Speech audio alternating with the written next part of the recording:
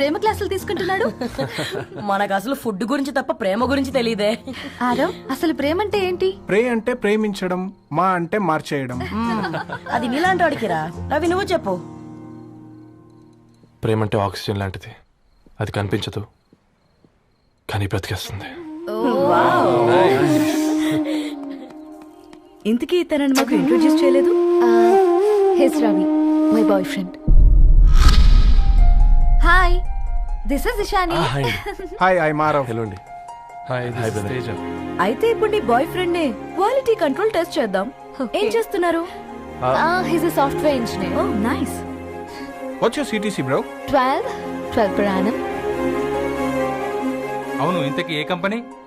IBM. Wow, congrats Dharani, you are very lucky. అది plus 1 minute.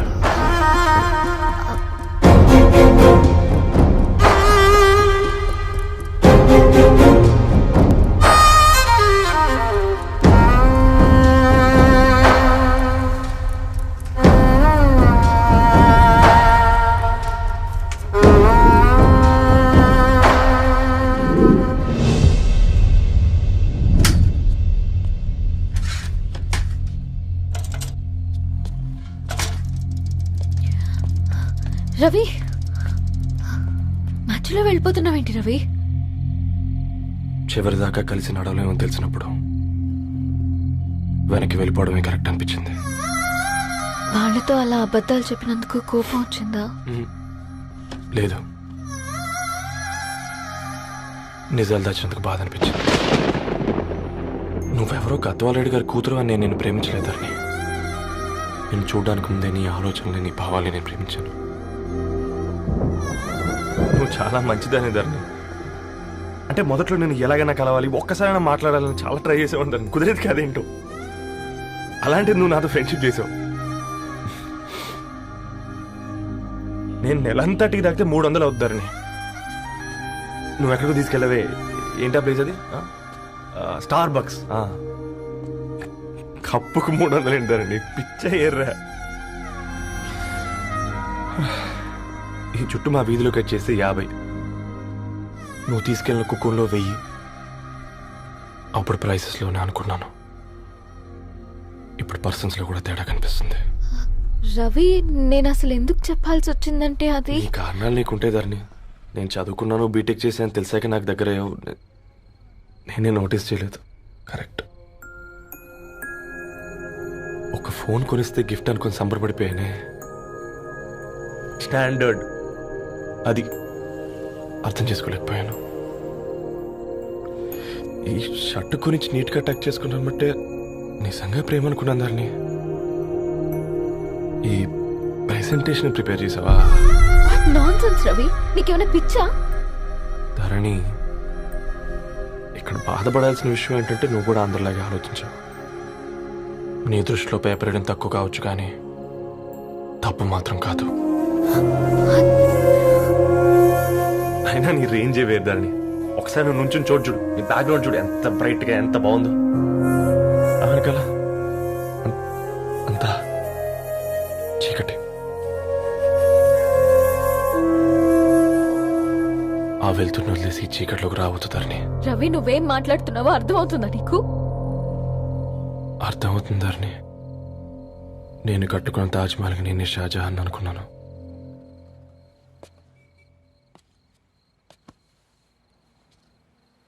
కూలీనేనా?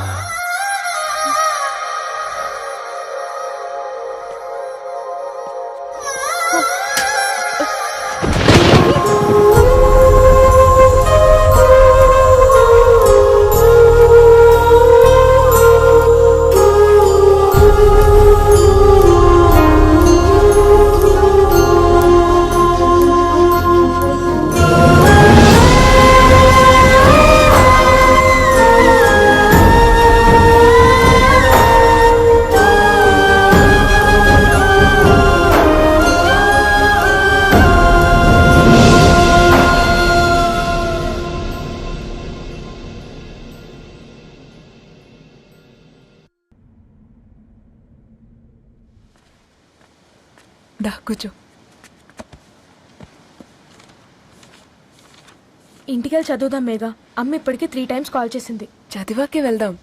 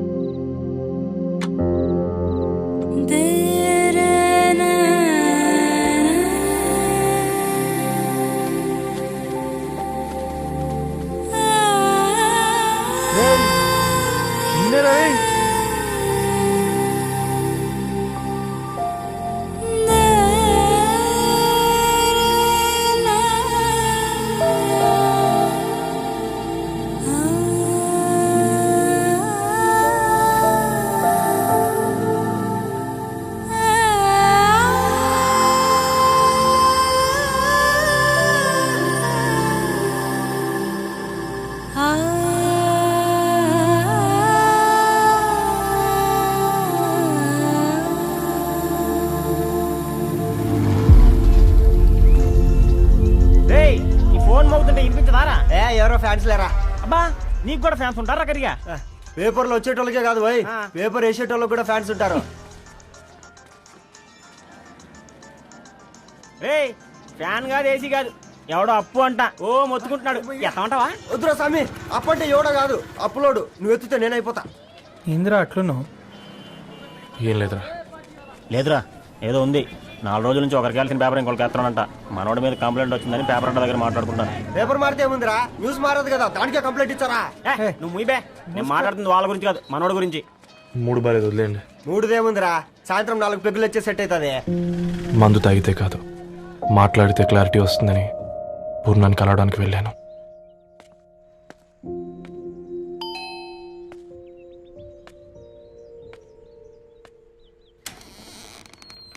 ఏంటి bill కోసం వచ్చావా? తెస్తానుండు. పూర్ణ గారు, తనకి ఎన్నిసార్లు కాల్ చేసినా లిఫ్ట్ చేయడం లేదు. మీరు ఒకసారి నేనైతే నీ నెంబర్ బ్లాక్ చేసేదాన్ని.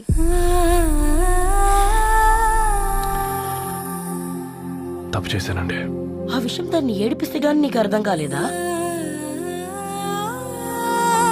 నీతో ఒక్కరోజు ప్రయాణంలోనే నువ్వేంటో తెలుసుకుంది, కానీ ఇన్ని రోజుల ప్రయాణంలో తనేంటో తెలుసుకోలేకపోయావు. సారీ అండి, వెరీ సారీ. జరిగింది ఇన్సల్ట్గా ఫీల్ అయ్యాను తప్ప తన ఇంటెన్షన్ ఏంటో అర్థం చేసుకోలేకపోయాను. తర్వాత ఆలోచిస్తే ఇంతనే నేను పుస్తకాలు నేర్చుకుంది, అక్షరాల్లో అర్థం చేసుకుంది అనిపించింది. రవి, తనెప్పుడైనా నీ గౌరవం పెంచేదే గాని తగ్గించేదే మాత్రం కాదు. ఈ రోజుల్లో అమ్మాయిలు ఎలా ఉన్నారో పుస్తకాల్లో కాదు, బయటికి వచ్చి చూడు. మల్టిపుల్ ఆప్షన్స్ పెట్టుకుని తిరుగుతున్నారు. ఒక్క మాట గుర్తుపెట్టుకో, ధరణి లాంటి అమ్మాయి ధరణి మొత్తం వెతికినా దొరకదు.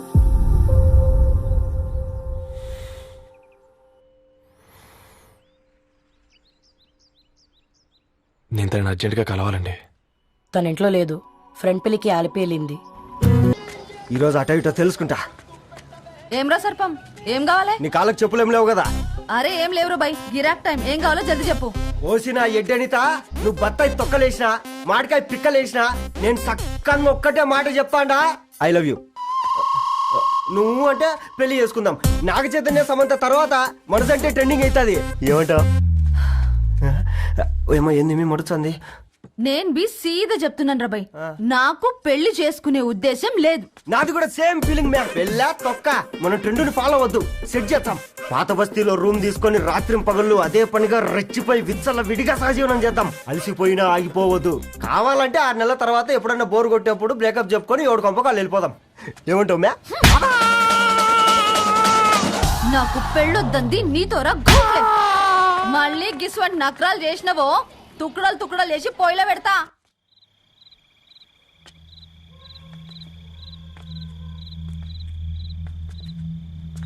ఫోన్ పికప్ చేయట్లేదమ్మా. ఇంకొకసారి ట్రై చేయవే. ఇన్ఫర్మేషన్ ఇవ్వకుండా ఇంత రాత్రి దాకా మీ నాన్న ఎప్పుడు బయట ఉండరు. నువ్వు టెన్షన్ పడకమ్మా.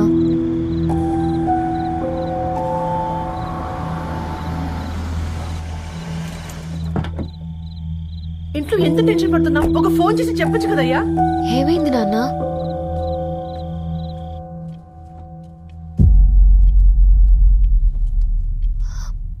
ఏంటి నాన్న అలా ఉన్నారు? ఏమైంది?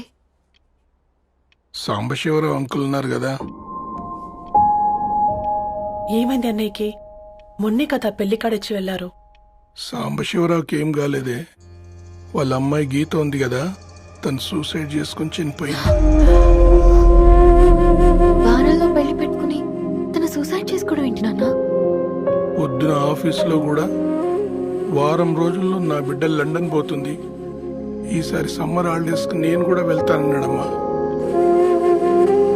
కానీ సాయంత్రానికల్లా అంతా అయిపోయింది. అంత పని ఎలా చేస్తుందయ్యా పిచ్చి పిల్ల? ప్రేమ ఎవరినో ఇష్టపడిందంట, ఇంట్లో చెప్పడానికి భయపడింది. ఇంతలో పెళ్లి దగ్గర పడింది, అంతే. అయినా మీ జనరేషన్ పిల్లలంతా ఇలా ఉన్నారేంటి బేట? ప్రతి చిన్న విషయం ఇంట్లో చెప్పే మీరు ఈ విషయం చెప్పలేరా? చెప్తే తిడతారు లేదా కొడతారు, కానీ చెప్పుకోరు కదమ్మా. చెప్పే రకంగా చెప్తే పిల్లల మీద ప్రేమతో ఒప్పుకుంటారు కదమ్మా.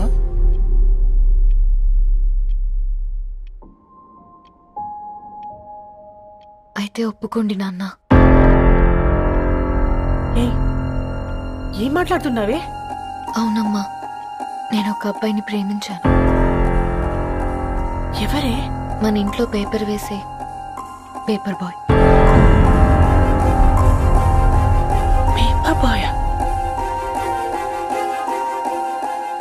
అనుకున్నా వాడి ఇంటి చుట్టూ తిరుగుతుంటే గిట్లాంటిది ఏదో జరుగుతుందని ముందుగాలే అనుకున్నా.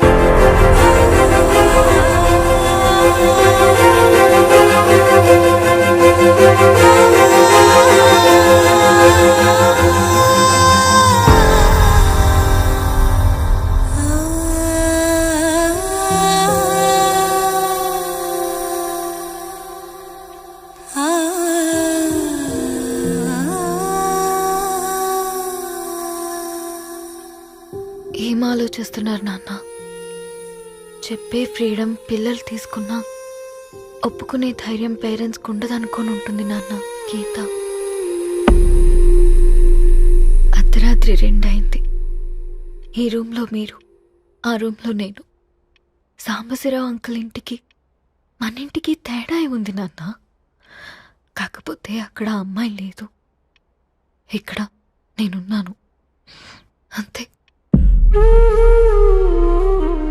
పోయి పోయి పేపర్ బాయ్ అంటే చిన్నప్పుడు మనం దసరాకి గద్వాల్ వెళ్తే ఆ కనుచూపు మేరకు కనిపించే పొలాలన్నీ మనవే అని చెప్పేవారు. కనీసం ఇప్పుడు వెళ్తే మీ కంటి చూపుతో గుర్తుపట్టగలరా? మన పక్కన ఎంతుందన్నది ఇంపార్టెంట్ కాదు నాన్న, మన పక్కన ఎవరున్నారన్నది ఇంపార్టెంట్. ఒక అమ్మాయికి ఫాదర్ ముందుండాలి, బ్రదర్ వెనకుండాలి, భర్త పక్కనుండాలి అని అంటారు కదా నాన్న. పేపర్ బాయ్ అయినా ఇంజనీరింగ్ చదివాడు, ఇంటిని చూసుకుంటున్నాడు, బాధ్యతలు తెలిసినవాడు నాన్న. భవిష్యత్తు బాగుంటుంది.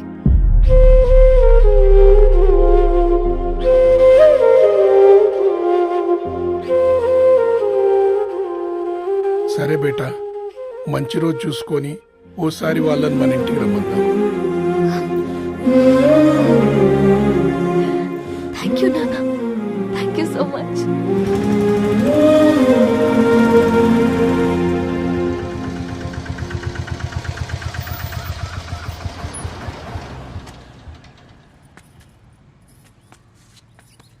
నాకెందుకు భయం అవుతుందిరా. ఏం పర్లేదే, రా.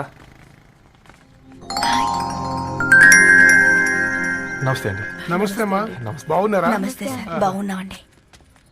బాబు, ఆటో అయినా పంపించరా?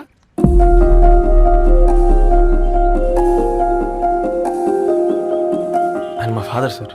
గంతేలే, కొడుకు పేపర్ బాయ్ అయితే అయ్యి ఆటో డ్రైవర్ కాక ఇంకేమైతాడు? అయినా నాకే ఓ, ఐఎమ్ సారీ. ఏమనుకోవద్దండి, ప్లీజ్ ప్లీజ్ రండి, ప్లీజ్ కూర్చోండి అంకుల్. కూర్చోండి. కూర్చోండి అమ్మా. అరే అరే అరే, అదేంది పైన కూర్చోండి, ఏమైనా ఇబ్బంది పడుతున్నా ఏంది? ఇది మన ఇల్లే అనుకొని ఫ్రీగా ఉండండి. పర్లేదు సార్. అరే సోఫాలో కూర్చోండి. చెప్పు బాబు. కూర్చోండి ప్లీజ్. సారు, నేను ఒక ఆటో డ్రైవర్ని సారు. నేను మీ ఇంటి గేట్ వరకే రాగలను. నా కొడుకు సాధారణ పేపర్ బాయ్, వాడి ఇంటి డోర్ వరకే రాగలడు. నా భార్య ఓ వంట మనిషి, ఈ ఇంట్లో వంటగది వరకు మాత్రమే రాగలుగుతాం. అలాంటి మమ్మల్ని మీ ఇంటికి పిలిచి మీతో పాటు మమ్మల్ని కూర్చోబెట్టుకుని ఎంత మర్యాదగా మాట్లాడుతున్నారంటే నిజంగా దాంట్లో ఏముందండి, మీ ఇంటికంటే మా ఇంట్లో 2 గదులు 4 గోడలు ఎక్కువ ఉన్నాయి. కానీ మా అమ్మాయి ఒక పేపర్ బాయ్ని ప్రేమించిందంటే ముందుగా మేము కొద్దిగా పరేషాన్ అయినామండి. కానీ ఎప్పుడైతే మా డాటర్ మాతో మాట్లాడిందో మాకు విషయం అర్థమైంది. అబ్బాయిలు నచ్చితేనే ప్రేమిస్తారు, అమ్మాయిలు నమ్మితేనే ప్రేమిస్తారని. అందుకే మేము ఈ నిర్ణయం తీసుకున్నామండి. అయ్యో అయ్యో మీరేంటి అమ్మాయిలు? కూర్చోండి. తీసుకోండి. బాబు, థ్యాంక్స్ అండి. అత్తయ్య. ఎండి గ్లాసులో కాఫీ ఇచ్చినావు, ఎత్తుకోవతరేమో అత్తయ్య. మాకు 3 పిల్లలు. నేను సంపాదించిందంతా 3కి సమానమే. ఇంకా మీకేమైనా కావాలంటే అడగండి. అయ్యో